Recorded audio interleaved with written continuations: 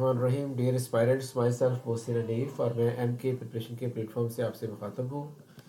आज हम जो है वो एयरपोर्ट सिक्योरिटी फोर्स BPS 11 का एक पेपर डिस्कस करेंगे। 2019 में ये पेपर कंडक्ट हुआ था और ये जो पेपर था ये ASI assistant sub inspector corporal की जॉब के लिए पेपर हुआ था। तो अगर आप चाहते हैं कि आपको इसका बेनिफिट हो तो आपने वीडियो को एंड तक देखना है।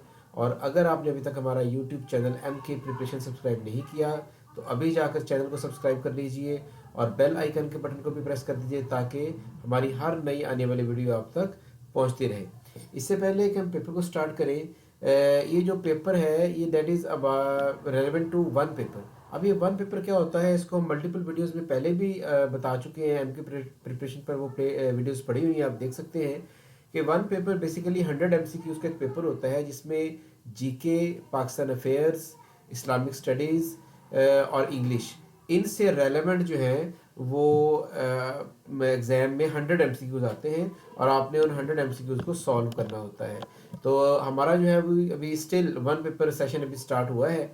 अगर आप चाहते हैं किसी भी जॉब के लिए जिसका सिलेबस वन पेपर है, जैसे कि अभी ASF की जॉब्स आई हुई हैं, उनका जो सिलेबस है वो वन पेपर है, तो अगर आप उनकी प्रिपरेशन करना चाहते हैं तो MK प्रिपरेशन जो कि इस्टेब्लिश्ड ऑनलाइन प्लेटफॉर्म है, यहाँ से आप हमारे से ऑनलाइन प्रिपरेशन कर सकते हैं। 5000 इसके चार्जेस हैं, 2 मंथ का सेशन है और हम अपने सेशन में आपको वन लाइनर प्रोवाइड करते हैं, रिकॉर्डेड लेक्चर प्रोवाइड करते हैं और हम इसके टेस्ट भी लेते हैं। और ये 2 मंथ्स में जितने भी हमारा सिलेबस है, करंट अफेयर है, जनरल नॉलेज है, एवरीडे साइंस है, इंग्लिश, जो भी व्हाट्सएवर जो पेपर में क्वेश्चन जिनसे रेलेवेंट जो पेपर में आने हैं, वो तमाम के तमाम जो टॉपिक्स हैं, जो सब्जेक्ट्स हैं, उनको हम 2 मंथ्स में कवर करवाते हैं। तो अगर आप चाहते हैं जी कि आप अपना टेस्ट क्रैक करें तो अभी जो नीचे स्क्रीन पर नंबर चल रहा है 0332605045, इस नंबर पर कांटेक्ट करके आप हमारा पेड सेशन ज्वाइन कर सकते हैं। अब हम स्टार्ट करते हैं अपना पेपर आज का।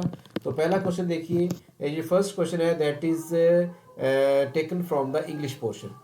Do not take any notice dash him. अब यहाँ पर जो है वो आपने राइट प्रीपोजिशन लगानी है, तो नोटिस के बाद ऑफ आता है, जो राइट होगा do not take any notice of him, तो C ऑप्शन इसका राइट होगा।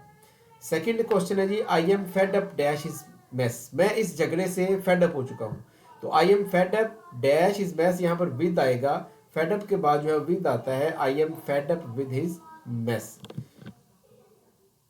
नेक्स्ट क्वेश्चन देखिए, शी कंप्लेन्ड डैश पेन्स इन हर नेक। उसने अपनी गर्दन इन हर बैक, उसने अपनी कमर में तकलीफ के मुतालिक शिकायत की। तो कंप्लेन के साथ जो है वो अबाउट आता है, he she complain about pain in her back, यानी उसने अपनी बैक में पेन की जो है वो शिकायत की है।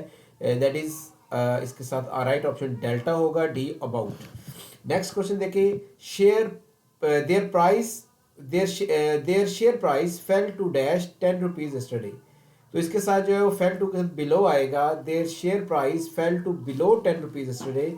तो उनकी जो कीमत है शेयर की वो कल 10 रुपए से नीचे आ गई थी, तो इसका जो राइट ऑप्शन होगा that will be below. Next question देखिए जी, the boy who got full marks was suspected dash cheating. Suspect कहते हैं किसी पे शक होना, वो लड़का जिसने कल पूरे नंबर हासिल किए थे उस पर नकल का शक है, नकल का शुबा है, तो सस्पेक्ट ऑफ होता है शुबा होना, तो इसमें जो राइट ऑप्शन आएगा वो C आएगा, suspect of cheating. Next question है, एंटोनिम ऑफ रेप्यूडिएट। रिप्यूडिएट, ये रिप्यूडिएट का जो है वो एंटोनिम क्या होगा, बेसिकली जो रिप्यूडिएट का मतलब होता है, इसका मतलब होता है रिजेक्ट करना, रद्द कर देना। तो इसका जो मुखालफ इसका जो मीनिंग होगा दैट इज एडमिट। एडमिट का मतलब होता है दाखिल कर लेना, एडमिट कर लेना, तस्लीम कर लेना, और रिप्यूडिएट का मतलब होता है, रिप्यूडिएट का मतलब होता है रद्द कर देना। अल्फा ऑप्शन जो आर्ग्यू है इसका मतलब होता है बहस करना, B सॉफर मतलब नरम करना, और स्लेंडर का मतलब है थिन, पतला। नेक्स्ट क्वेश्चन देखें, which one of the following is national flower of Britain. बरतानिया का जो है वो कौमी फूल कौन सा है, तो जो बरतानिया का कौमी फूल है वो रोज़ है, ट्यूडर रोज़। ये हेनरी जो 18th सेंचुरी के एंड में he was a king of Britain, Henry 7, तो इसके दौर में जो है वो इस फ्लावर को as a national flower adopt किया गया था, और हेनरी का जो ताल्लुक है वो ट्यूडर फैमिली से इसका ताल्लुक था। तो ये रोज़ जो है that is the national flower of Britain. Next question देखिए, French revolution began in, French revolution कब स्टार्ट हुआ था? ये किंग लुइस 16 का दौर था 1789 में। उसने हैवी टैक्सेस लगाए थे गवर्नमेंट के ऊपर, तो उसके रिएक्शन के अंदर जो है वो फ्रेंच रेवोल्यूशन जो है वो स्टार्ट हुआ था। तो इसका जो स्टार्ट है वो 1789 में स्टार्ट हुआ था और इन द एंड ऑफ 1790 में ये ख़त्म हो गया था। नेक्स्ट क्वेश्चन देखिए, to which country Christopher Columbus did belong? Christopher Columbus ये बड़ा मशहूर जो है वो ट्रैवलर है और इसका ताल्लुक जो है वो इटली से था। Basically he was an Italian और इसका जो मेन इसका जो कारनामा है, उसने 1492 में इसने अमेरिका डिस्कवर किया था। अब इसी का जो है वो एज फेलो है जिसका नाम है Vasco day gamma. Vasco day gamma के बारे में एक अहम क्वेश्चन है कि वो बरसगीर में कब आया था। तो 1498 में जो वास्को डे गामा है वो बरसगीर में दाखिल हुआ था और ये क्वेश्चन जो है वो पेपर के अंदर आ भी चुका हुआ है। अब यहाँ पर एक बात और नोट कीजिए कि जो वास्को डे गामा साहब हैं उनका ताल्लुक भी इटली से ही था। Which is the currency of Iraq? Iraq की करेंसी का क्या नाम है जी? तो इराक की जो करेंसी है वो दिनार है। इराक में दिनार करेंसी जो है वो चलती है और ये पाकिस्तान 1 PKR यानी 1 पाकिस्तानी रुपया जो है वो 4.7 दिनार के बराबर होता है। यानी जो दिनार है इराक की करेंसी वो पाकिस्तान से लो है। नेक्स्ट क्वेश्चन देखिए जी, कॉर्पुलेंट मीनिंग। कॉर्पुलेंट का मतलब होता है मोटा, भद्दा। तो इसका मतलब होगा ओबेस। ओबेस जो है वो मोटापे को कहते हैं, ओबेसिटी मोटापा, ओबेस मोटा होना। तो कॉर्पुलेंट का मतलब है ओबेस। हैगल, हैगल का मतलब होता है झगड़ा करना, बहस व तकरार करना। तो इसका जो मीनिंग होगा that is bargain. Bargain is actually the meaning of haggle. Next question है throng. What is the meaning of throng? Throng का क्या मतलब है? थ्रोंग कहते हैं किसी डेंसली पैक्ड चीज़ को, यानी जिसकी कसाफत ज़्यादा होती है। तो इसको जो हम मैसिव के मानों में इस्तेमाल कर सकते हैं। तो थ्रोंग का मीनिंग होगा मैसिव। लिज्म, लिज्म का मतलब होता है ग्रेसफुल, सपल। सपल और ग्रेसफुल ये एक ही मीनिंग में स्टार्ट होते हैं, लिज्म। तो इसका जो राइट ऑप्शन होगा वो होगा सपल। The world second longest river is, दुनिया का सबसे लंबा तरीन दूसरा लंबा तरीन दरिया कौन सा है? तो अमेजोन जो है वो दुनिया का दूसरा लंबा तरीन दरिया है। और ये यहाँ पर याद रखिएगा, दुनिया का जो पहला लॉन्गेस्ट रिवर है वो दरिया नील है, जो कि कॉन्टिनेंट अफ्रीका में जो है वो बहता है। जो दूसरा लॉन्गेस्ट रिवर है वो अमेजोन है और इसकी जो टोटल लेंथ है वो 6400 किलोमीटर है। और ये साउथ अमेरिका में ब्राज़ील, पेरू और ये जो है इनके इलाकों में जो है वो ये बहता है और ये दुनिया का दूसरा लंबा तरीन दरिया है। और अगर आप इसका जो है वो एरिया देखें, इसका पार्ट देखें, तो ये अमेजोन जो है दुनिया का सबसे बड़ा दरिया है। अगर इसका वॉल्यूम देखें तो वॉल्यूम वाइज अमेजोन सबसे बड़ा है और लेंथ वाइज जो है वो सेकंड लार्जेस्ट है। नेक्स्ट क्वेश्चन है जी, Ariana is the airline of which country? Ariana जो है ये अफगानिस्तान की एयरलाइन कंपनी है और इसका जो हेडक्वार्टर है वो अफगानिस्तान का जो कैपिटल है काबुल, वहां पर इसका जो हेडक्वार्टर वाक़ है। Which colour is produced by adding together yellow and सियान? सियान और येलो कलर अगर मिक्स किया जाए तो कौन सा कलर निकलता है? तो सियान जो है ये बेसिकली ब्लू कलर होता है, एक्वा ब्लू टाइप। तो आप डायग्राम में देख रहे हैं, जब इन दोनों को आप मिक्सअप करेंगे तो ग्रीन कलर प्रोड्यूस होगा। तो इसका जो ऑप्शन है राइट वो ग्रीन होगा। येलो और मेजेंटा को अगर आप मिक्स करेंगे तो रेड बनेगा, सियान और मेजेंटा को मिक्स करेंगे तो वो ब्लू बनेगा। सियान बेसिकली जो है ये एक्वा ब्लू कलर को कहते हैं।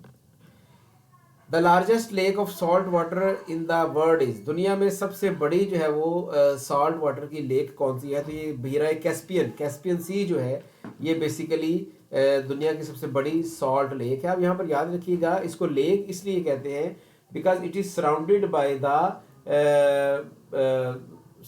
द लैंड्स, यानी इसके चारों तरफ जो है वो ज़मीन है, तो इसलिए इसको लैंड लॉक्ड सी भी कहते हैं। यानी कि ऐसा दरिया जिसके चारों तरफ खुश्की मौजूद है। जिस तरह एक झील बन जाती है तो इसको बेसिकली झील भी कहते हैं, लेक भी कहते हैं, इसको बहिरा भी कहते हैं। यानी छोटा समुंदर है बेसिकली, ये बहिरा हिंद का जो है वो हिस्सा है, लेकिन इसके चारों तरफ जो है वो खुश्की होने की वजह से इसको हम लेक भी कहते हैं। इसके एक तरफ जो है बहिरा कैस्पियन के जो एक तरफ जो है वो इसमें तुर्कमानिस्तान है, ठीक है जी, और ईरान है जी इसके एक तरफ। इसके अलावा जो है वो एक तरफ इसके रशिया का भी बॉर्डर लगता है, तुर्कमानिस्तान है, ईरान है, जॉर्जिया है, कजाकिस्तान है और रशिया, इनके जो बॉर्डर्स हैं वो बहरा कैस्पियन के साथ लगते हैं और इन बिल्कुल इनके दरमियान में एक लेक की तरह मौजूद है। नेक्स्ट क्वेश्चन देखें जी, the supreme commander of Pakistan armed forces, Pakistan का जो आर्म फोर्सेस का सुप्रीम कमांडर है वो कौन है जी? तो जो प्रेसिडेंट होता है वो पाकिस्तान आर्म फोर्सेस का सुप्रीम कमांडर होता है। अगर फौज ने किसी से जंग लड़नी है तो वो प्रेसिडेंट के ऑर्डर्स के बगैर कोई भी वॉर स्टार्ट नहीं हो सकती। नेक्स्ट क्वेश्चन देखें, when was Liaquat Nehru pact between Pakistan and India sign, Pakistan और इंडिया के दरमियान जो नेहरू पैक्ट है वो कब साइन हुआ था? ये बेसिकली जब 1947 में पाकिस्तान आज़ाद हुआ था तो उस वक्त दो बड़े मसाइल थे। एक लॉ एंड ऑर्डर का मसला था, जो माइनॉरिटीज़ थी इंडिया में, पाकिस्तान मुस्लिम माइनॉरिटीज़ के ऊपर जो है वो तशद्दुद हो रहा था, मारा जा रहा था, और पाकिस्तान में जो है वो हिंदू माइनॉरिटी के ऊपर जो है वो सेम अटैक्स हो रहे थे। तो उसको जो है वो रिजॉल्व करने के लिए इसमें जो है वो एक पैक्ट साइन हुआ था लियाकत और नेहरू के दरमियान, जो कि पाकिस्तान के वज़ीर आज़म और इंडिया के वज़ीर आज़म थे, लियाकत अली खान और पंडित जवाहरलाल नेहरू। तो कराची में ये पैक्ट साइन हुआ था 8 अक्टूबर सन 1950 को। नेक्स्ट क्वेश्चन है द रेंज ऑफ हतफ 4, हतफ 4 पाकिस्तान का जो न्यूक्लियर मिसाइल है, इसकी रेंज कितनी है जी? तो इसकी जो रेंज है वो 750 किलोमीटर इसकी रेंज है। नेक्स्ट क्वेश्चन देखिए, the highest non operational military award is, सबसे ज़्यादा बड़ा जो है वो मिलिट्री अवार्ड जो कि नॉन ऑपरेशनल अवार्ड है वो कौन सा है? तो जो तमगाए बसालत है, दैट इज़ द लार्जेस्ट जो हाईएस्ट नॉन ऑपरेशनल अवार्ड है पाकिस्तान का, यानी बगैर लड़ाई के जो सबसे बड़ा अवार्ड है वो तमगाए बसालत है। और ऑपरेशनल अवार्ड जो है वो फील्ड का वो निशान हैदर है। The word Islam occurs how many times in holy Quran, जो इस्लाम का वर्ड है वो कुरान पाक में कितनी दफ़ा आया है? तो इस्लाम का जो वर्ड है वो कुरान पाक में 10 दफ़ा रिपीट हुआ है। How many profits mention in holy Quran, Quran पाक में टोटल 25 अंबिया इकराम का नाम के साथ जिक्र है, जिसमें आका अलैहिस्सलाम हज़रत मोहम्मद मुस्तफ़ा सल्लल्लाहु अलैहि वसल्लम का जिक्र मुबारक 4 मरतबा आया है। नेक्स्ट क्वेश्चन देखिए, how many surah start with the name of prophet, start with name, ये क्वेश्चन में थोड़ी सी मिस्टेक है, स्टार्ट नहीं है। How many surahs are named after the prophets, कितनी सूरा है कुरान पाक में जिनके नाम अंबिया कराम के नाम पर रखे गए हैं? तो 6 सूरत ऐसी हैं, 6 सूरतें ऐसी हैं जिनका जो नाम है वो अंबिया कराम के नाम पर रखा गया है। Prophet Muhammad peace be upon him had how many sons, तो नबी करीम सल्लल्लाहु अलैहि वसल्लम के टोटल 3 बेटे थे, इसमें से जो तीनों ही वैसे बचपन में विसाल कर गए थे। 2 बेटे जो थे इनके वो हज़रत खदीजा रज़ी अल्लाह तआला अन्हा के बतन से थे, जिनमें हज़रत अब्दुल्ला और हज़रत इब्राहीम शामिल थे, और जो तीसरे बेटे हज़रत कासिम और हज़रत मारिया के बेटे थे, उनकी भी बचपन में ही वफ़ात हो गई। Amount of zakat can not be used in, ज़कात को किस में इस्तेमाल नहीं किया जाता? ज़कात को मस्जिद में भी इस्तेमाल नहीं कर सकते, मदरसे में की जा सकती है, हॉस्पिटल में की जा सकती है, लेकिन मस्जिद में ज़कात इस्तेमाल नहीं की जा सकती। Dash ghazwat describe in holy Quran, holy Quran total कितनी गज़वात का जिक्र है? टोटल 28 या 29 गज़वात हुई हैं, जिनमें से 12 का जिक्र जो है वो कुरान पाक में मौजूद है। गज़वा वो जंग होती है जिसमें आका अलैहिस्सलाम ने बनफ्स नफीस खुद बतौर कमांडर हिस्सा लिया हो, उसको हम गज़वा कहते हैं। नेक्स्ट क्वेश्चन देखिए जी, who was the first commander in chief of Pakistan army, Pakistan army के जो पहले कमांडर इन चीफ हैं उनका क्या नाम था? पाकिस्तान के जो पहले कमांडर इन चीफ हैं उनका नाम सर जनरल फ्रैंक मिसरवी था, और इन्होंने अगस्त 1947 से फरवरी 1948 तक जो है वो अपनी खिदमत सर अंजाम दी थी। ये तकरीबन जो है कोई 4 माह का अरसा बनता है, 4 माह तक जो है उन्होंने पाकिस्तान के बतौर कमांडर इन चीफ जो है वो खिदमत सर अंजाम दी। Headquarter of PAF, Pakistan air force का हेड क्वार्टर कहाँ वाक़ है? तो पाकिस्तान एयरफोर्स का जो हेड क्वार्टर है वो इस्लामाबाद में वाक़ है। पाकिस्तान आर्मी का जो हेड क्वार्टर है वो रावलपिंडी में वाक़ है, GHQ, और पाकिस्तान नेवल हेड क्वार्टर जो है वो कराची में वाक़ है। इससे जो PAF जो है आर्मी का जो हेड क्वार्टर है वो रावलपिंडी में, PAF का इस्लामाबाद में, और नेवी का जो हेड क्वार्टर है वो कराची में वाक़ है। नेक्स्ट क्वेश्चन देखिए, सूरा अनकबूत मीन, सूरा अनकबूत का क्या मतलब है? सूरा अनकबूत का मतलब है स्पाइडर नेट, जो मकड़ी का जाला होता है उसको हम अनकबूत कहते हैं। नेक्स्ट क्वेश्चन देखिए जी, the first mosque on earth is, ज़मीन पर जो पहली मस्जिद है वो कौन सी है? तो उसका नाम मस्जिद हराम है। वैसे इसको 2 तरह से क्वेश्चन आ सकता है कि अगर ये पूछे कि ज़मीन पर पहली मस्जिद कौन सी थी, तो हज़रत आदम अलैहिस्सलाम ने खाना काबा की तामीर की थी हज़रत जिब्राइल अलैहिस्सलाम के साथ मिलकर, तो उस वक्त एक मस्जिद बनी थी, उसको हम जो है वो मस्जिद हराम कहते हैं, तब से ये मौजूद है। लेकिन अगर आप इस्लाम की पहली मस्जिद को देखें कि इस्लाम की पहली मस्जिद कौन सी थी, यानी नबी करीम सल्लल्लाहु अलैहि वसल्लम के ज़हूर के बाद जो पहली मस्जिद बनाई गई थी, तो वो मस्जिद कुबा जो कि मदीना के सराउंडिंग में मौजूद है। तो Masjid Quba was the first mosque in Islam while first mosque on earth is called Masjid Haram. Next question देखें जी, in the beginning of holy prophet worked as shepherd of dash tribe. बचपन में आका सल्लल्लाहु ने किस कबीले की बकरियां चराई थी? तो ये अम्मा हलीमा सादिया जो कि रज़ाई वालदा है, जिनका दूध आका सल्लल्लाहु ने पिया था, उनका ये कबीला था बनु साद, जो कि बनु हवाजन की एक ब्रांच थी। इनकी जो है इन्होंने बकरियां चराई थी। The Holi Quran was descended in how many periods? Quran पाक कितने पीरियड में नाजुल हुआ? तो 22 साल 5 माह में तकरीबन ये नाजुल हुआ।